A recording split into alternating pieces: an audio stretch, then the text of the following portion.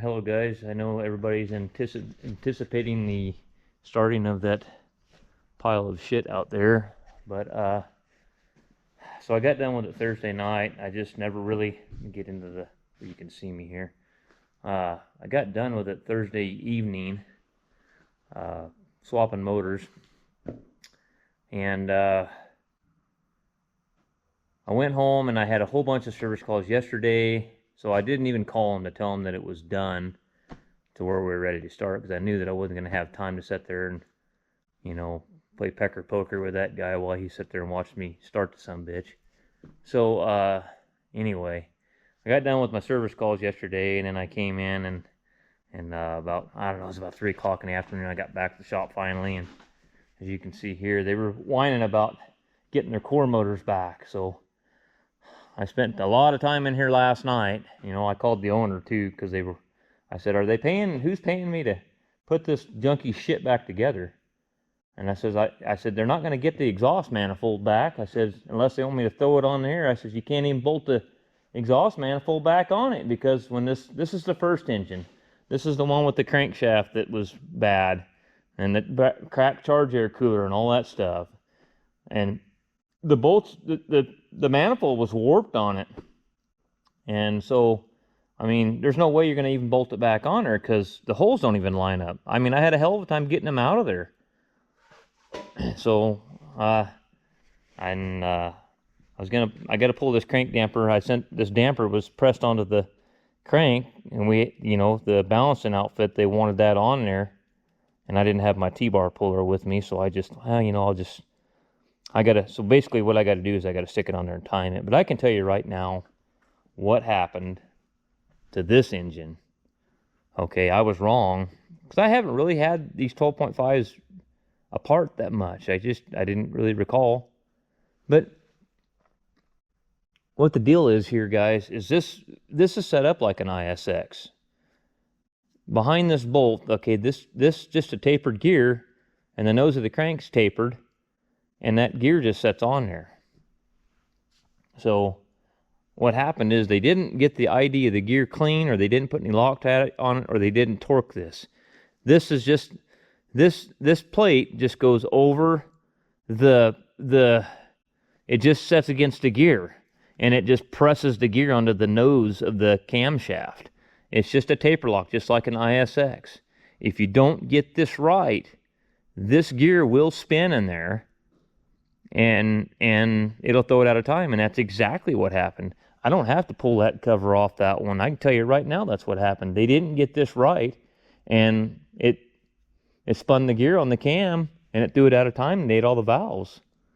So, yeah, because I looked inside this gear when I had this one, and I got to looking at it, and I said, shoot, that's got Loctite just like an ISX does on it. And I said, hell, that's what happened to it. So, and here's a condenser. Dave, he ran down to Turlock and then back over to Santa Rosa and then back up to McDowell. The truck's back home now. It's actually parked in the cellar back here. We noticed that when we charged this air conditioner, his condenser was cracked, and I had that leak dye in the oil for the refrigerant system, and it right up on one of these fittings where it is welded to the condenser, it was leaking green shit right out the side of it where it's cracked. So we got a condenser for it, so now we got to do the air conditioner on it. But other than that, he went down south and came back, and he's happy. Everything ran good oil pressure. Jake's worked good. So anyway, we gotta take care of that. I'm gonna probably come in on Sunday. I know I'm working 7 days a week, and I'll never hear the end of it. But we gotta keep going here, because everybody is cutting hay right now, and American Eagle here. This is what they call an American Eagle hay machine. I know there's parts scattered everywhere.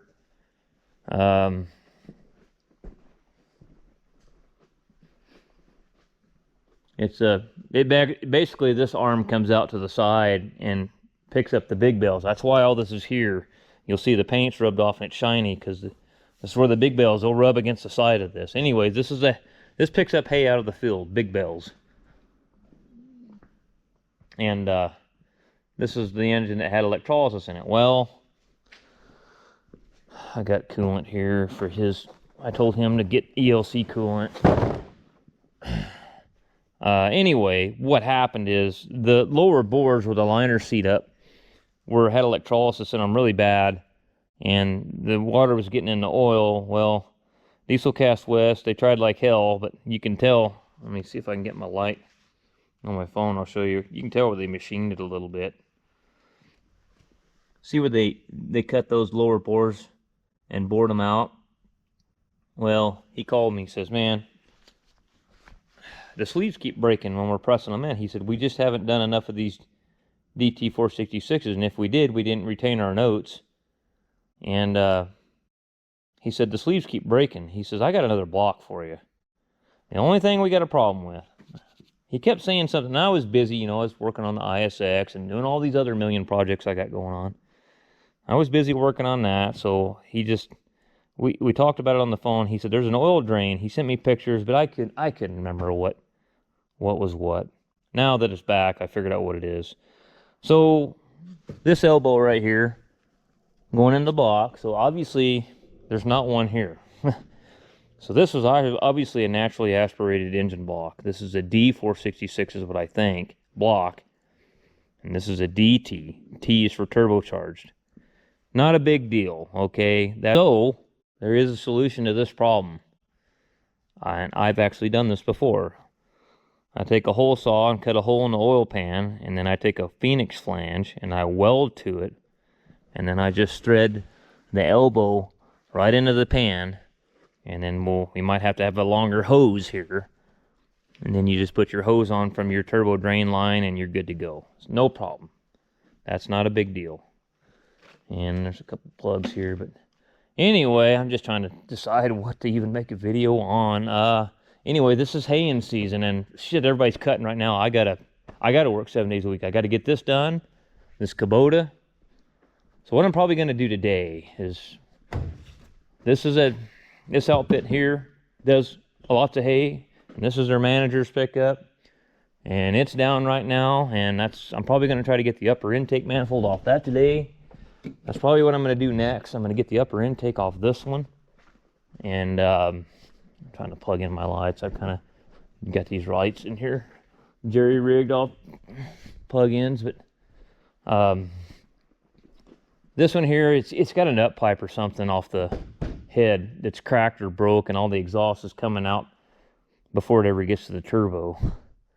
But the Kubota, this is a big cow outfit, and of course I'll show you.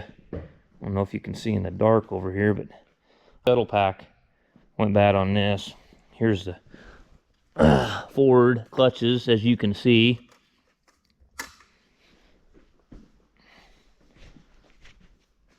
See how the material's all gone? This is the one we rebuilt the engine on, and then it didn't last very long, and we should have just, I guess, just rebuilt the shuttle transmission. I guess the next one I have to go through the engine on one of these Kubotas. Might as well just pull that shuttle pack out the front while you got it split in half and just rebuild that sumbitch too, I guess, while you're there. You know, I mean, just, you know, these damn Kubotas, you might as well just start from A to B and just rebuild the whole damn tractor, I guess. But anyway, hi, you guys ought to watch old KT3460. I was watching his video on his E-model cat that he had in that haul truck. I get a kick out of him. He's a pretty good dude. I think me and him get along pretty good.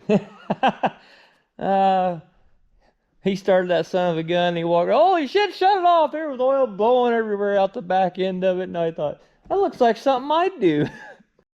All right, guys, so I figured we'd video this Kubota shuttle transmission here. Okay, here's forward clutch pack right here. As you can see, they're all burnt up. Okay, so the first things first, if you go in here and read the actual directions, I don't know why they didn't in the service literature. You got to look right here. Internal circlip to pressure plate F and R side clearance. What they're doing is they're making you stack up the clutches. They're stacking up the frictions and steels in there till you get your clearance right. There's two different frictions in there. There's a drive plate, pressure plate. Anyway, pressure plate tells you the thickness of that. Oh, that just tells you an allowable limit. It doesn't really tell you the factory specification. There's nothing there. Okay. Anyway, I'm sorry. I don't like Kubota. I just don't like them for this reason right here. Very. I don't think I've ever on a John Deere or a Massey Ferguson or a Case IH. I don't think I've ever had to order two different thicknesses of frictions to get my specification here. They were all the same because they had their tolerances right. You know, I don't know. I hate these things. I really do. Anyway, enough of me whining about piece of shit Kubotas. Buddy of mine works in PA there at a dealership, Case construction dealership. He sent me a picture of a guy that came in with a Kubota mini excavator. It had like 800 hours on it, and the guy traded it in, said it was the biggest piece of shit he ever owned.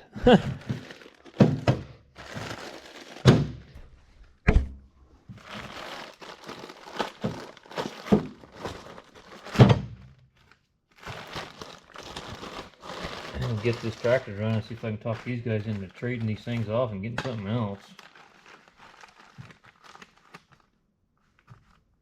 So these are, doesn't tell you what the disc clutch T2.3, T2.3. So there's supposed to be two different thicknesses here.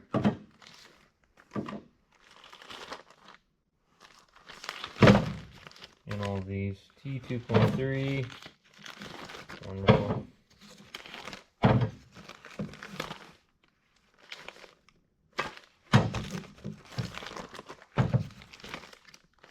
Do they all have the same part numbers? Yes. Hope they didn't told them two different part numbers. I'm not thinking that happened. Kind of looking like that didn't happen.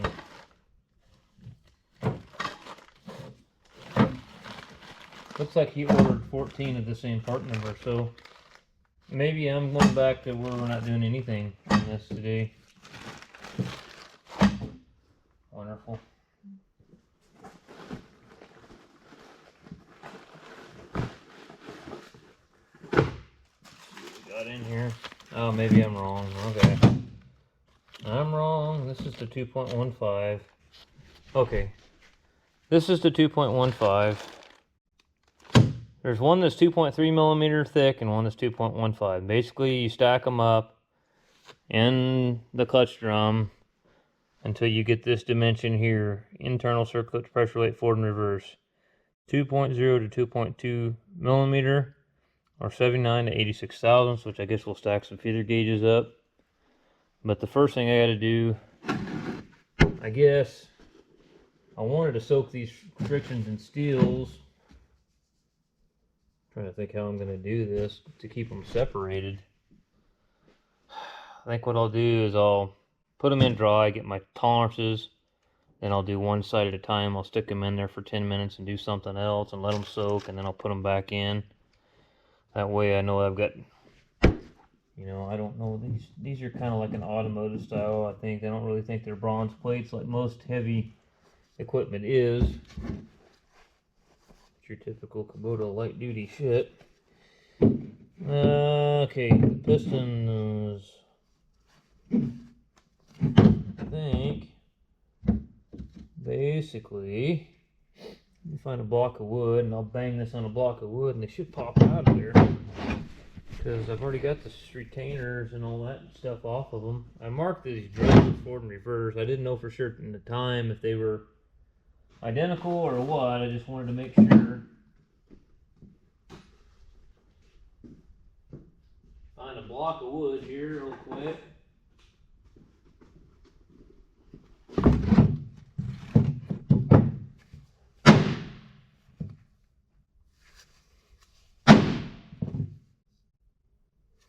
That's not really working, is it?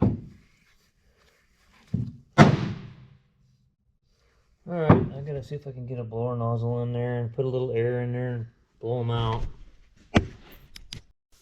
Let's see, here's our little hole right here. I heard the bottom one come.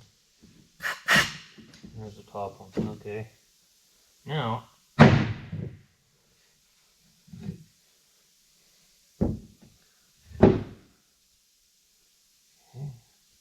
these should be the same thing.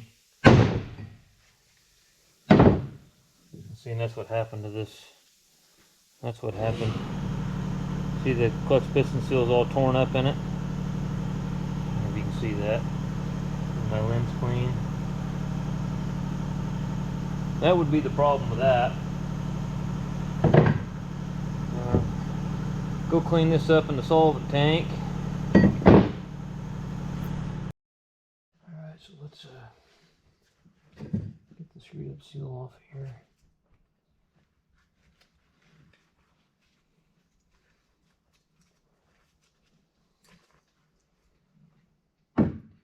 Yeah, that thing's not much good. They're just kind of almost like a, you know, I used to do a lot of them automatic transmissions in them cars in my younger years. Anymore, I don't really want to deal with them, to be honest with you. Had one guy brought a Ford in to me with a 5R110 in it, and he's a pretty good guy, and it ain't his fault, but he bought it like that, and it had a power programmer in it. Transmission went out on it. Long story short, we had that transmission in and out of there 5 or 6 times. I'm not kidding you. Learned a valuable lesson. You know what the problem was? Power programmer had the program for the shift controls all screwed up. I mean, it had everything screwed up, and it ended up being the power programmer was bad in it. Had a bad file in it. Thing cost me so much time and money. Cost him so much time and money.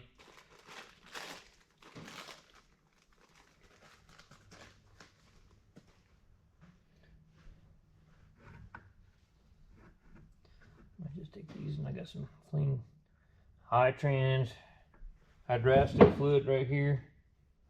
Some people were asking me about the lump on my neck in one of my videos. That lump's been there for probably 10 years, I'd say at least.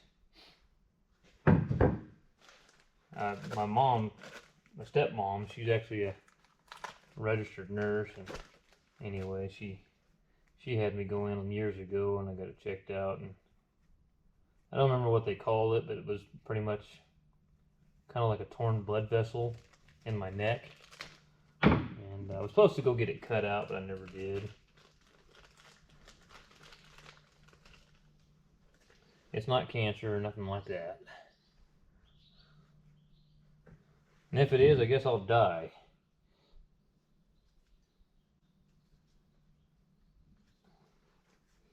We're all going to get our turn someday.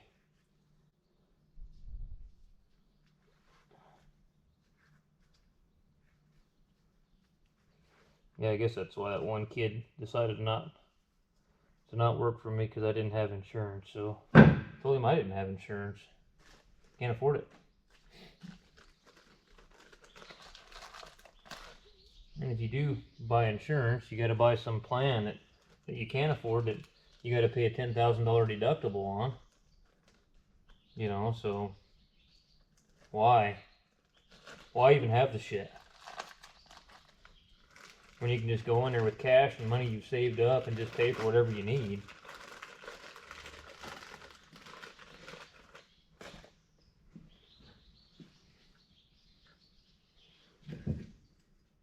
Of course, I can't, if something really major happens, yeah, I'm not going to be able to afford a $500,000 deal. That's when you just say, just pull the plug and let me die. I think that's kind of what they're counting on.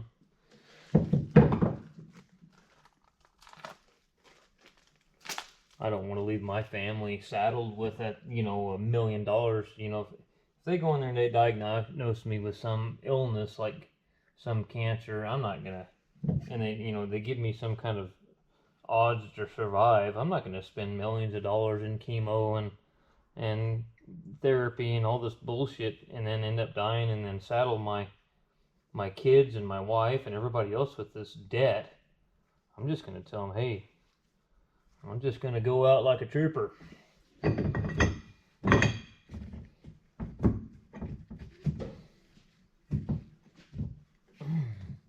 She going in there? There she is.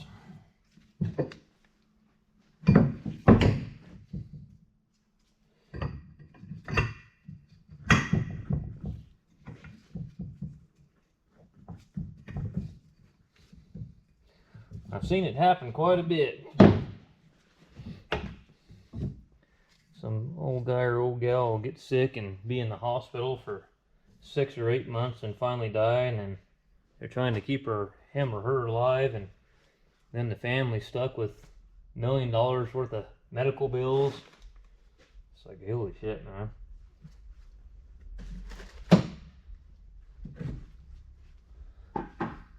Just cheaper off to bury that sumbitch. Plant him in the ground.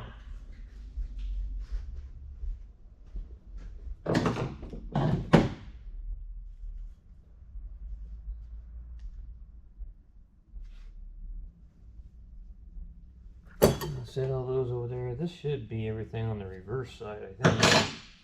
Let me count them here. We got 1, 2, 3, 4, 5, 6, 7.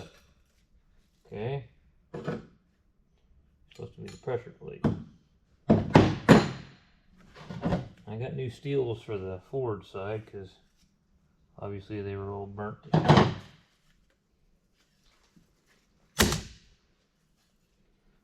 I'll lay all those there. I think I got a new pressure plate for the forward side too. Alright, so there should be 7 of these, I think. 4 there, 3 there, 7 there. Alright, we get a new one hopefully in the bag, or box. Yeah, that parts guy, he actually listens to you when you speak to him. I mean, I look all this stuff up online and give them my own part numbers because I know then I've only got my own self to blame if it's wrong.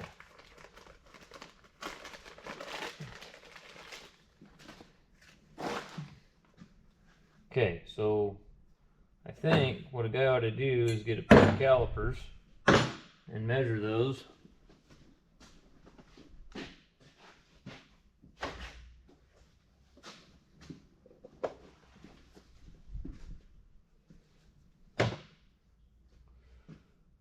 So the one, the reverse, and the forward are the same.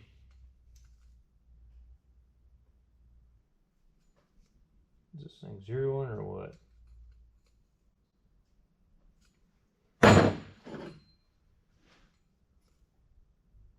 Same thing, 4.49 millimeter, probably 4.5.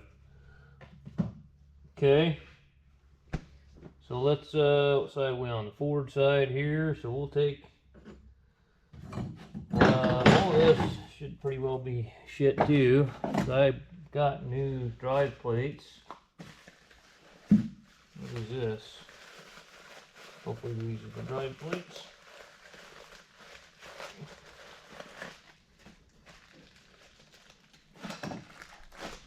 You know, and this is one thing, check everything, measure everything, check it all, because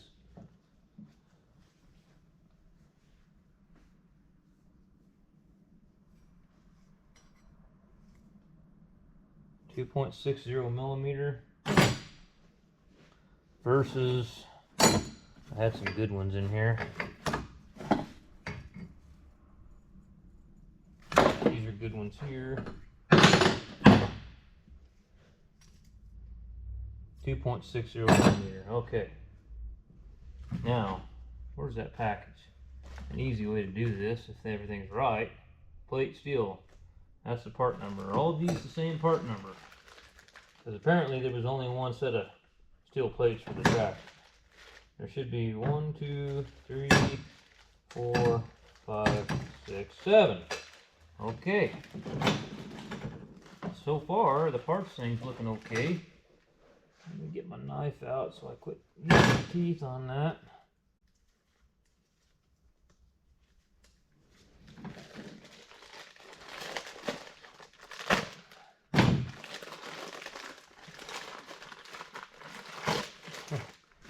The driver for that Cummins, for that Cummins we just did in that Peterbilt, he was helping me when we were putting rods and pistons in, and he just got bored one day and come down to the shop, which he lives right up on the hill here.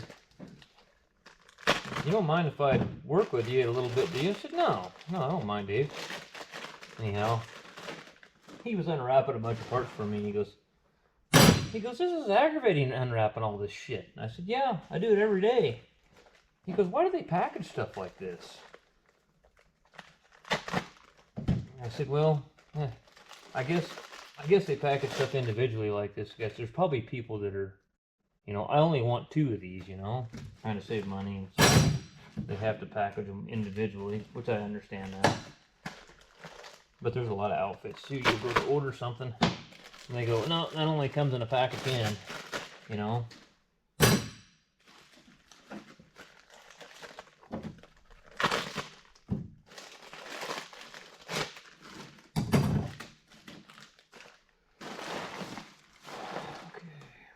We'll have a whole shitload of paperwork here for a while. Alright, that's our pressure plate. Let's count these one more time. 1, 2, 3, 4, 5, 6, 7. Okay. Alright, so what happened to the service manual here? So I'm trying to think, if we start out with I think we start out with a steel.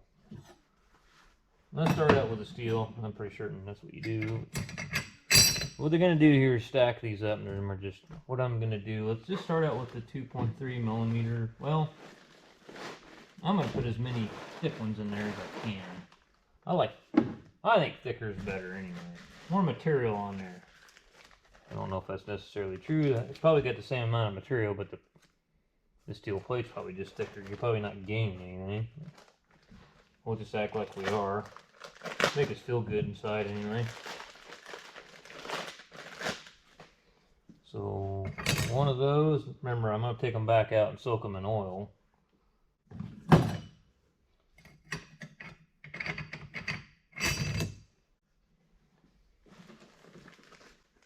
It's a shame you got to waste and buy all these extra parts that you're not going to even use all these discs, because I had to buy an extra 7 of them. So an extra 14. I did 14. Yeah, let's see, wait. Yeah, I did 14 for each side.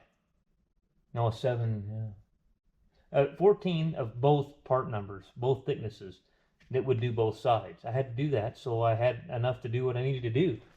I probably could have got away with maybe just getting the 7, I don't know, but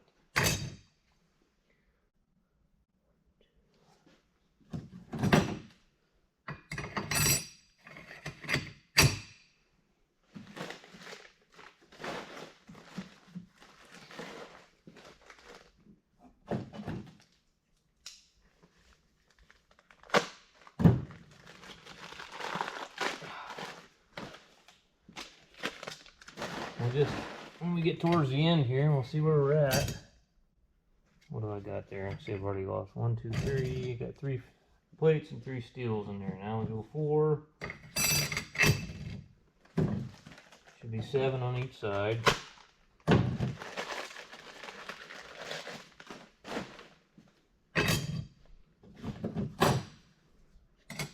5.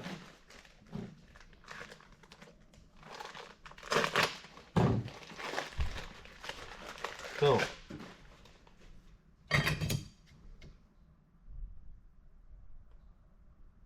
and this will be 6. I don't know why I'm even counting when I know when I get to that one, it's 7. That's just plain brain.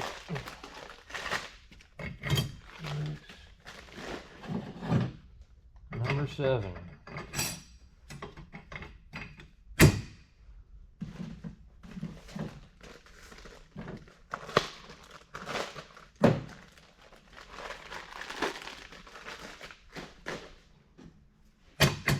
Alright, pressure plate. And I gotta find the snap ring, and then we'll take a feeler gauge and measure our distance, which I can tell you right now is gonna be too close. There's no way you're gonna be getting a, there ain't no way in hell you're getting a, I wonder if I can go either other, you know, maybe let's do that. Let's go every other one maybe, huh? Let's go one on our frictions. Let's go, say we'll start out with a, that's my idea, a 2.15.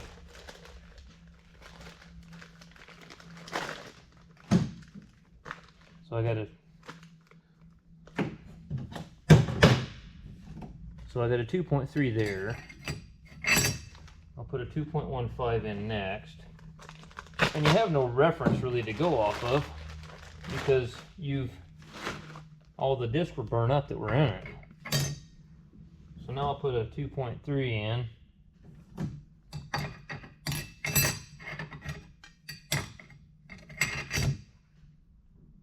Yeah, 2.3 is another 2.15. And then another steel plate.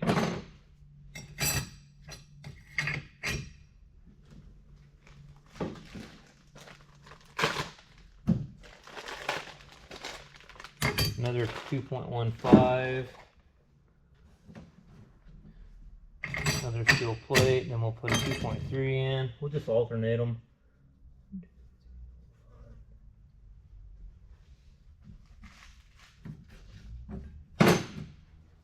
Another steel plate. It's kind of hard to do it evenly when you got 7. So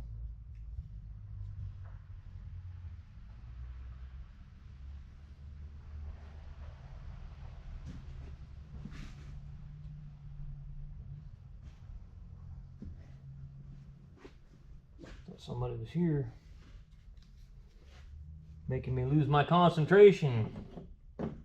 Son of a bitch. Started out with a 2.3. The next one was a 2.15.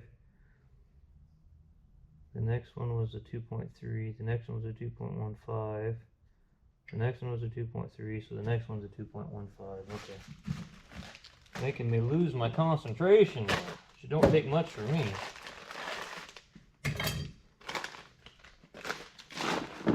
Okay.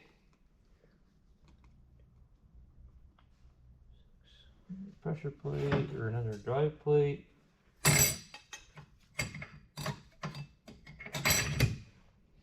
Another 2.3. What's that look like? Yes, now we've got a little more distance there on our plates. Let me get some feeler gauges. Alright, so there we are. Let's go with 79 to 86 thousandths. Let's go 30.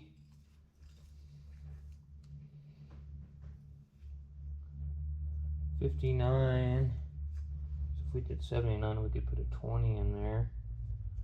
If we did 80, we could do, let's put a 20 in there for the low side of the spec.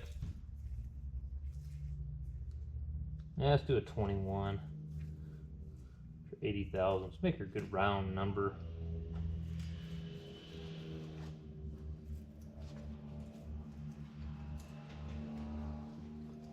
Okay, let me just make sure. What do we got here? Let's go.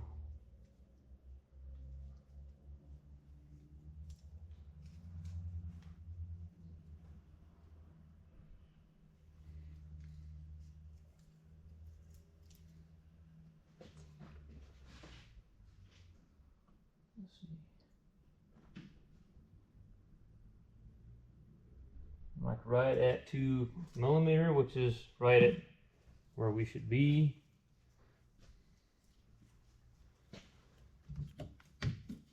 Okay, and I can get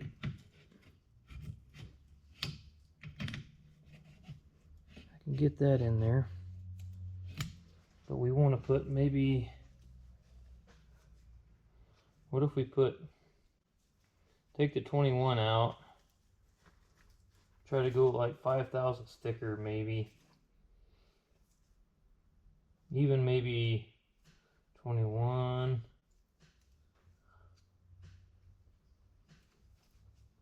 We'll go 6,000 thicker with a 27 in there. Nah, it's too thick. Too much. So we need to, we'll add one. Let's pull this back out.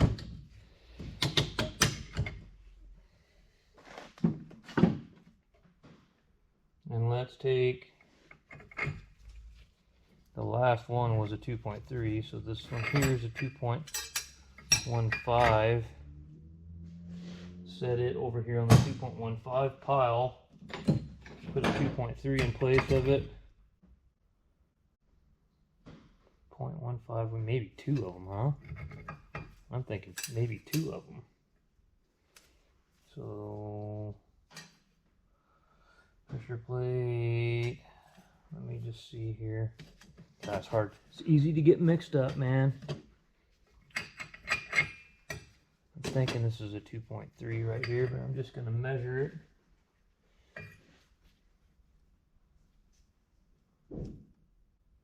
Yeah, that's a 2.3. The next one should be a 2.15.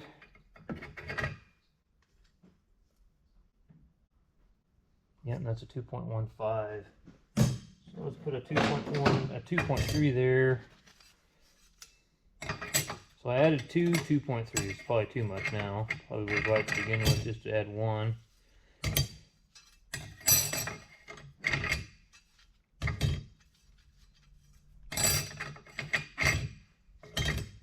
Pressure plate, what do I do with that? Snap ring.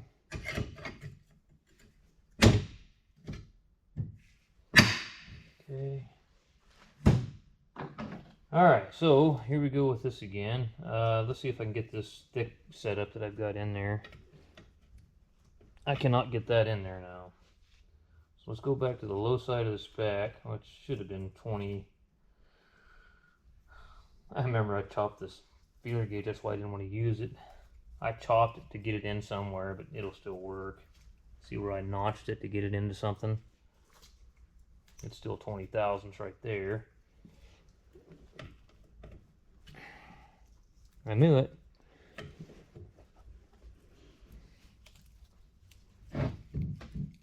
I can get it in there. It's really tight, but I can get it in there.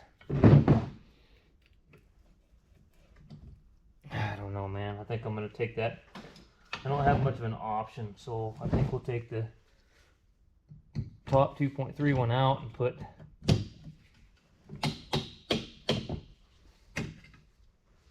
2.15 in its place, and then do it one more time. And then I'm going to pull them all out, measure all of them to make sure, and then I'm going to put the same stack up on the next one. Let's put a 2.15 in its place.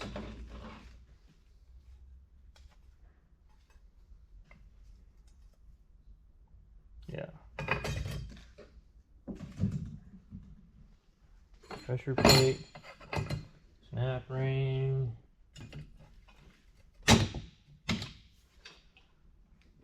Alright. Feeler gauges, what I do with them. This is 79 thousandths. Gotta get it in there.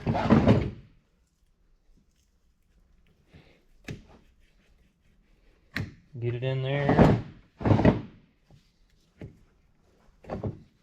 Get it in there. Pretty tight too. Let's try 80 thousandths. 1 thousandths usually doesn't make much difference, but I know I'm pretty damn close.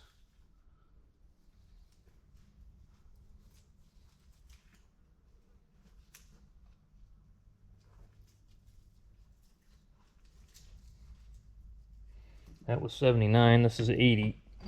And I really got to force the 80 in there. So I think we're right on the money. Yeah, we're good to go. Okay, so I'm going to explain this to you guys, to guys that are trying to learn something.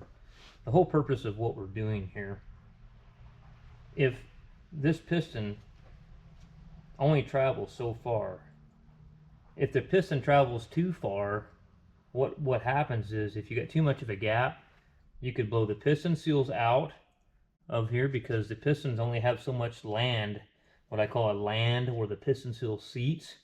It only has so much stroke there to where it's going to seal up. You could blow the piston seals out. The other thing is, if you don't have enough, what happens, you'll get excessive clutch drag. And what I mean by excessive clutch drag is it'll be too tight, and once everything in the transmission warms up and heats up and expands, it'll almost be like this clutch is engaged all the time. You'll have what I call two clutches engaging at once. So it has to be right, okay?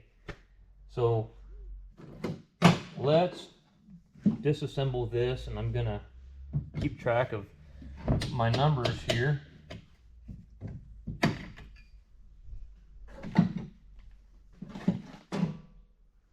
Okay, so I know this is our pressure plate. I'm pretty sure that we just swapped this one out with a 2.15.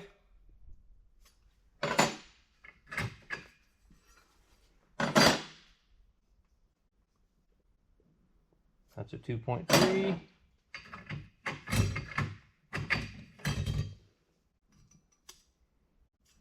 don't know why I'm measuring that.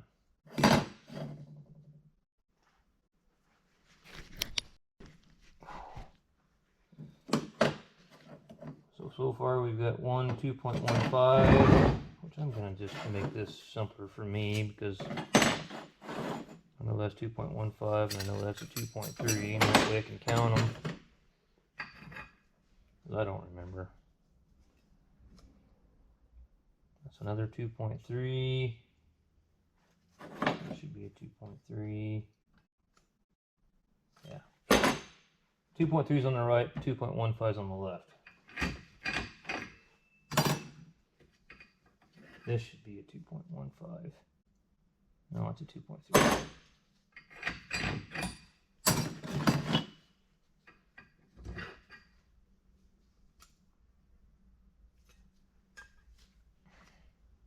Clean my screen off where I can see it, actually.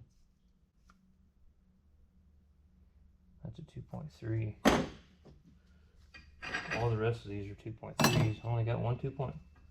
Yeah, what do we do? Yeah, we took 2 out, and then I had to put 1 back in. So there's 6 2.3s and there's 1 2.15.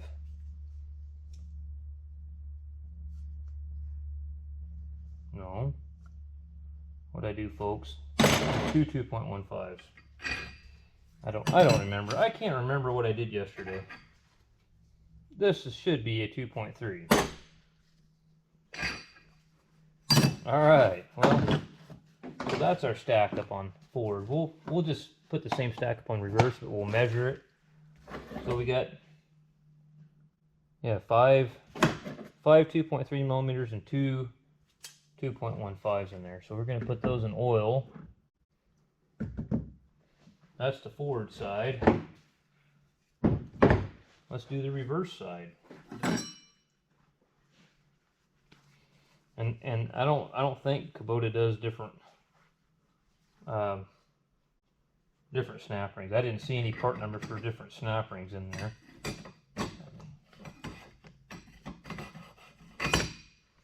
So this is a 2.3.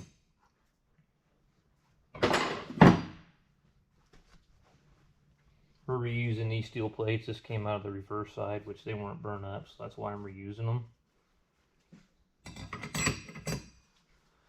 This is a 2.3.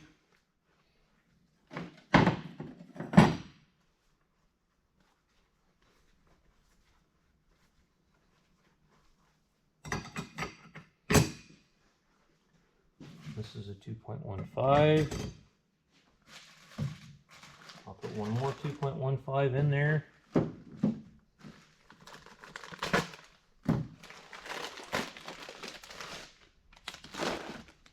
Oh, what am I doing? What the hell are you doing, dipshit?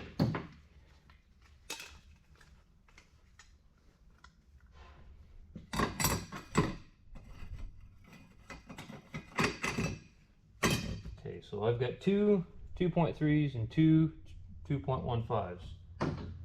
So we'll go with 2.3s the rest of the way. 3 more of those.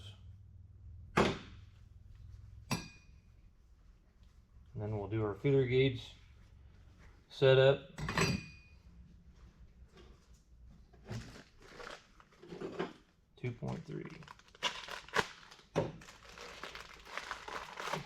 Nice on other tractors because you don't really need to do this. You just stick them in and you're done.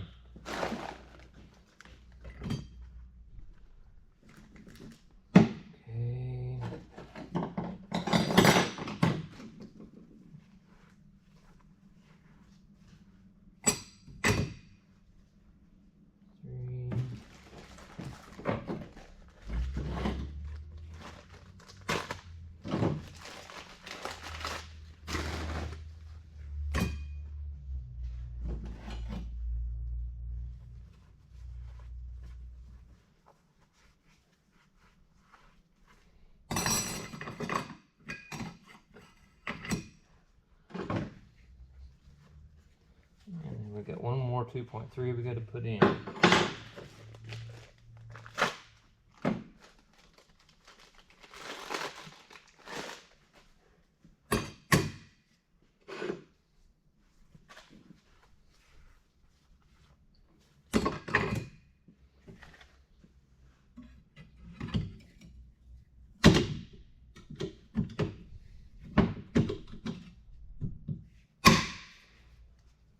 Okay, let's see where we're at here.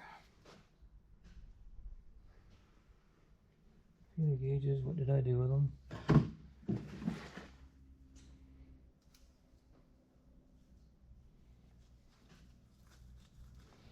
Let's go with the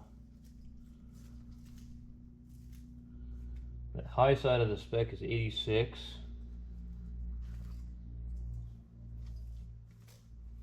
So if we went 30, 21, 59, let's go with, it'd be 79, 80, 81, 82, 83, 84, 85, 86, right there. And I cannot get that in there. Okay, that's what she said. Sorry. That is inappropriate behavior. So let's go back to, let's go clear down to, we'll go down to 80 thousandths. Let's try that. Okay, so I know I can get an 80 in there. And it's pretty snug, so our stack up's pretty much identical from clutch pack to clutch pack. So I don't get my disc mixed up in this vat of oil that I've got them soaking in, I'm just gonna swap this over like this. Go ahead and stack this, what would this be, Ford clutch pack up. I'm gonna go ahead and stack it up in there and put the snap ring in it. I'm trying to remember, yeah, I can run the hub in back through later, so it's no big deal to get my disc lined up. All right, so let's stack this one up.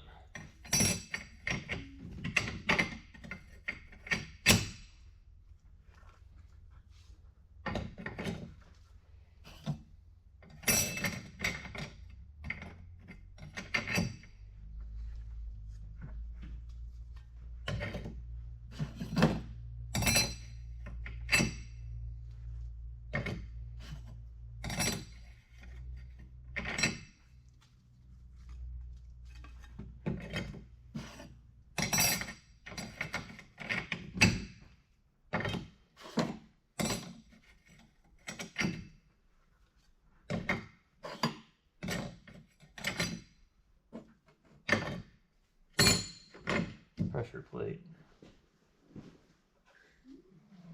Snap a ring.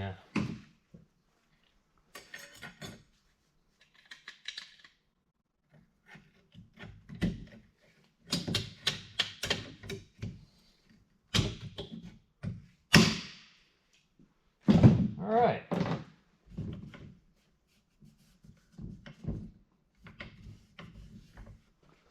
We'll just double check my work. Let's see if we can get a 80 thousandths one in there.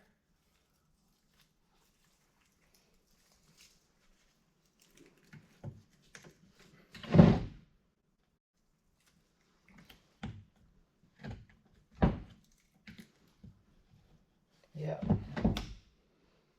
Okay. Pretty snug, but I can get her in there. So.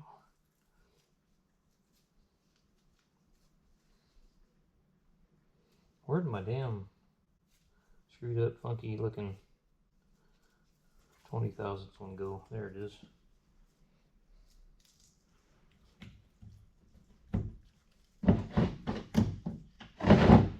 Okay. I'm pretty happy with that.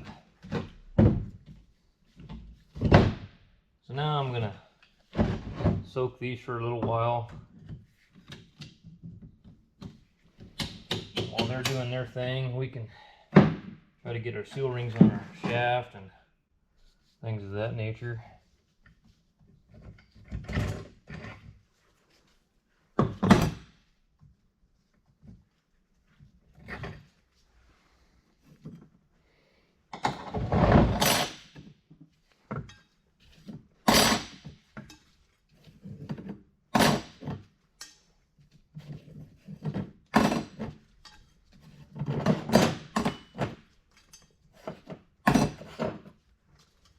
Okay. 1, 2, 3, 4, 5, 6, 7. Okay. I'll let them soak for a while. So now there's some other things that we can be doing.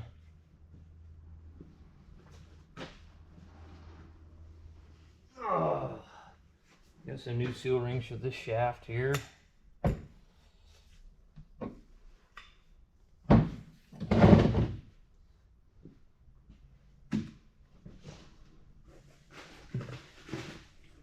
Where did those go? I got a new seal there. Yeah.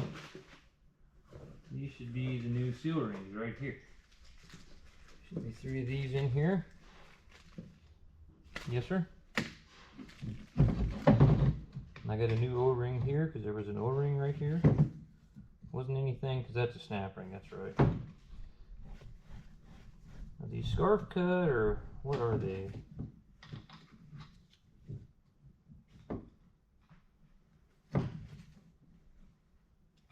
No, they're not scarf cut or anything.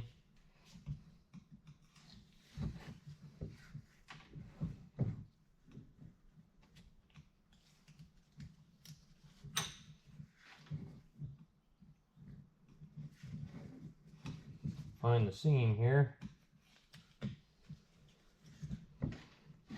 Okay, let's peel this O-ring off here. Then I'm going to take my solvent blower and blow the shaft off, get it cleaned up.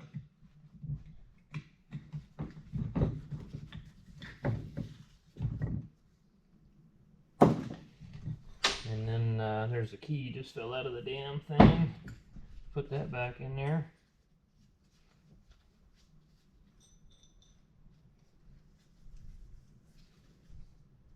Why are you not going in there where you're supposed to be? Alright, let me get this shaft cleaned up.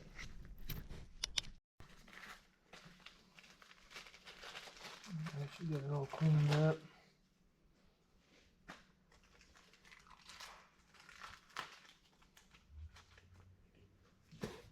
I don't want to hear the labor pains, I just want to see the child. My first class petty officer on board my first submarine was like, he was an old, what we called an old salty dog. That's what you call an old guy in the Navy. He was on diesel boats originally. That's how long he'd been around in the Navy. Yeah, he didn't want to listen to you whining. He just wanted to see it get done. Never forget that, man. Poor son of a bitch. He was married to this woman for 17 years, and we pulled into Point Loma submarine base in San Diego. And all the A division, which were what we called A gangers because we all stuck together, the mechanics on the sub, we decided to go down and we went to some bar in San Diego. Well, I got along with this guy really good. I'm not going to say his name. Hell, you know, I don't want to embarrass him if he is watching. But I guess it's really nothing to be embarrassed about. You know, this guy's a first-class petty officer, and he stops me before we go into the bar, and he says, "Can I borrow some money from you?" And I was like, "Yeah, sure, man." And what had happened is he'd been married to this. We got radio message, or what they called radio. I don't remember what they called those, family grams. They called them family grams when we're out to sea. There's lots of different ways of communicating on a submarine. There's the thin line towed array, the buoy. There's all kinds of different ways of communicating and getting radio messages. But basically, he'd got a message from his wife that she was divorcing him, and she had her another man. And when he got back to port, he was going to be picking up his divorce papers, and she cleaned his bank accounts out and just completely cleaned the poor bastard out. You know, and you're sitting there thinking to yourself, what a evil. Even if the guy was a complete asshole to the woman, I can see. But I mean, I just don't think it's right to do that while the man's out to sea. You know, it just don't seem right to me. It just does not seem right. To just drain his bank accounts and just take him for everything he's got while he's out defending the country. You know, I just really bothered me, and I said, man, I'll give you anything you want. I mean, you want money, you need help, let me know. We're what we call shipmates, man. You help each other out, especially in your own division.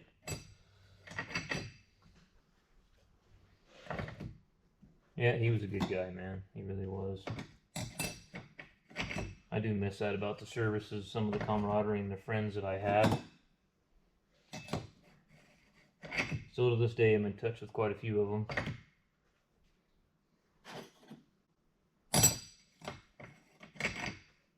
It's a different thing when you got guys that you just pal around with out here, you know. Different guys. It's a different thing when you know there's guys that'll die with you, you know. Completely different thing. Well, we really screwed up somewhere, didn't we? Got to talking and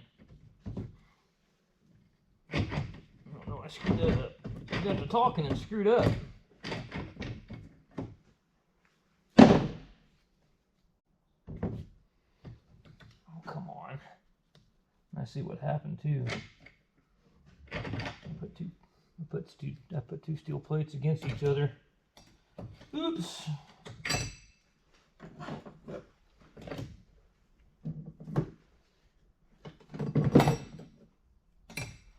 Focus, Warren, focus.